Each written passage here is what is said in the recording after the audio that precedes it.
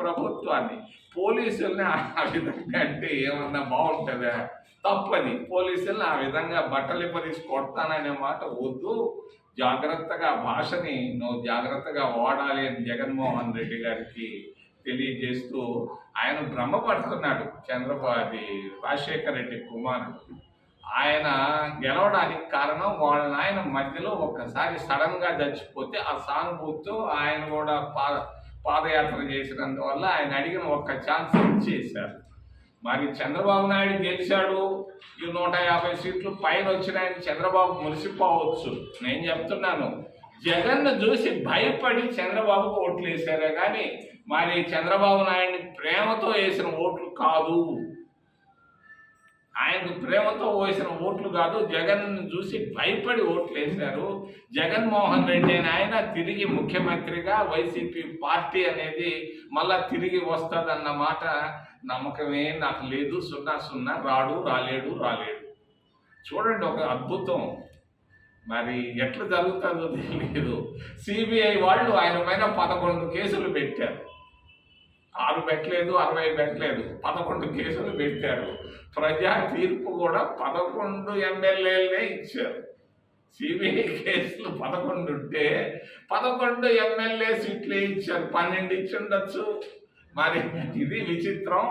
కరెక్ట్గా జరుగుతుంటుంది. చేసిన పొరపాట్లకి శిక్ష ఇది. ఇంకా తిరిగి ఆయన రాలేడు. ఊరికే మాటలు కొడతా ఉన్నాడు. అక్కడెక్కడో జైలుకు వచ్చాడు.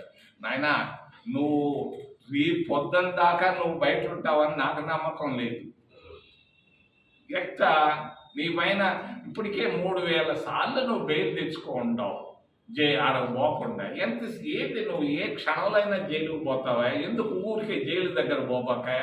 ఏదైనా ఉంటే గుళ్ళు చుట్టూ తిరుగు, ఏదైనా పాపాలు చేసి ఉంటే పోతాయి.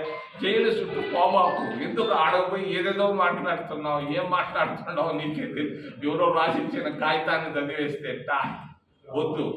జగన్మోహన్ రెడ్డి తిరిగి ఎట్టి పరిస్థితుల్లో రాడు. చంద్రబాబు నాయుడు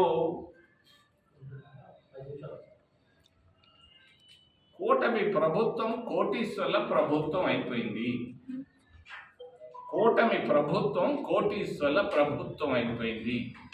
పేదవాళ్ళను గురించి చంద్రబాబు నాయుడు పట్టించుకోవటం లేదు.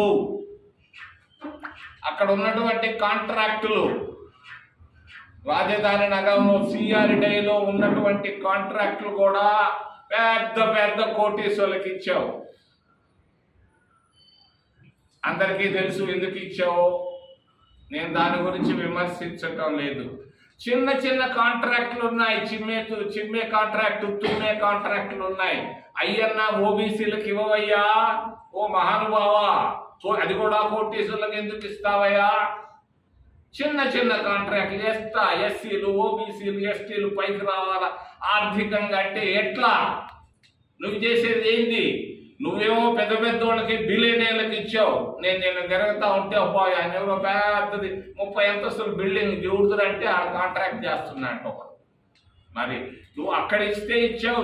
చిన్న కాంట్రాక్టులన్నా ఓబీసీలు, ఎస్సీలకు ఇవ్వాలని నేను డిమాండ్ చేస్తూ బ్యాంకులు చాలా దౌర్భాగ్యంగా ఉన్నాయి. ఇందిరాగాంధీ తీసుకొని వచ్చింది జాతీయకరణ బ్యాంకుల్ని. అంటే ఏంటంటే బ్యాంకుల్లో ఉన్నటువంటి డబ్బుని అందరికీ పంచాలి అని ఉద్దేశం.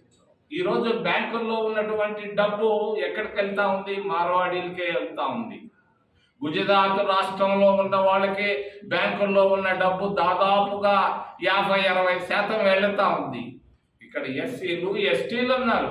25% ఉన్నటువంటి ఎస్సీ, ఎస్టీలకు బ్యాంకుల్లో రుణాలు 1% కూడా ఇవ్వటం లేదు జాతీయ బ్యాంకుల్లో. ఓబీసీలకు కూడా మరి జాతీయ బ్యాంకుల్లో 2% మించి ఇవ్వటం లేదు. ఆర్థికంగా పైకి రాందే గాని ప్రయోజనం లేదు. రాబోయే రోజుల్లో మరి ఆర్థిక ప్రయోజనాలు కాపాడేదాని కొరకుగా, ఓబీసీల ఆర్థిక ప్రయోజనాలు కాపాడేదాని కొరకుగా, ఎస్సీ, ఎస్టీల ఆర్థిక ప్రయోజనాలు కాపాడేదాని కొరకుగా బ్యాంకులు ముందుకు రావాలి. ఇక్కడ వర్గీకరణ కావాలి. నర్సుల ఉద్యోగాలు, గుమస్తాల ఉద్యోగాలు, జూనియర్ ఇంజనీర్ల ఉద్యోగాల్లో కాదు. మా రేవంత్ రెడ్డి ఆడేదో హైదరాబాద్లో అసెంబ్లీలో అరుస్తున్నాడు. నర్సుల ఉద్యోగాల్లో కాదు కావాల్సింది. అక్కడ ఉన్నటువంటి కాంట్రాక్టులు, ప్రభుత్వ కాంట్రాక్టులు, బ్యాంకుల్లో జాతీయకరణే కాదు వర్గీకరణ రావాలని తెలియజేస్తూ జర్నలిస్టుల గురించి ఒక మాట చెప్పదలుచుకున్నాను. మీరందరి విషయాలు రాస్తారు, మీ విషయాన్ని మీరు రాసుకోలేరు. మరి ఏ పాపం చేశారో ఎవరు చేశారో తెలియదు. మీకు అసలు జీతాలే రావటం లేదు. చాలా మందికి నా ముందు నిలబడ్డ వాళ్ళలో దాదాపు 90% జీతాలు రావటం లేదు. ఎలా బ్రతకాలి? ఎవరు సంస్కరించాలి? మా కాంగ్రెస్ పార్టీ కేంద్రంలో అధికారంలోకి రాగానే నేను మొట్టమొదటి నెలలో ఇది పూర్తి చేస్తాను. కొన్ని సమస్యలు ఉన్నాయి, మీ సీనియర్లే మీకు శత్రువులు, అది మళ్ళా వస్తారు. ఇక్కడ చంద్రబాబు నాయుడు 50,000 ఎకరాలు తీసుకున్నాడు రాజధాని నగరానికి. ప్రతి జర్నలిస్టుకి 10 సెంట్లు భూమి ఉచితంగా ఇవ్వాలి.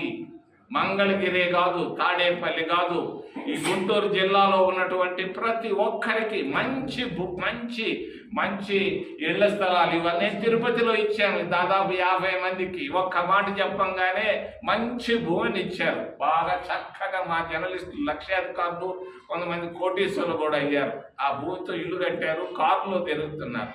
ఇటువంటి వెంటనే ఒక్క నెల లోపల చంద్రబాబు నాయుడు ప్రతి ఒక్కరికి, ప్రతి జర్నలిస్టుకి, వర్కింగ్ జర్నలిస్టులకి ఇళ్ల స్థలాలు ఇవ్వాలి. 10 సెంట్లు కావాల్సినంత భూమి ఉంది.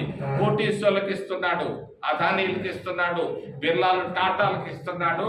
మరి జర్నలిస్టులు కూడా ఇవ్వాలని నేను డిమాండ్ చేస్తూ ఏదైనా ప్రశ్నలు ఉంటే అడగమని మిమ్మల్ని చేతులెత్తి ప్రార్థిస్తున్నాను.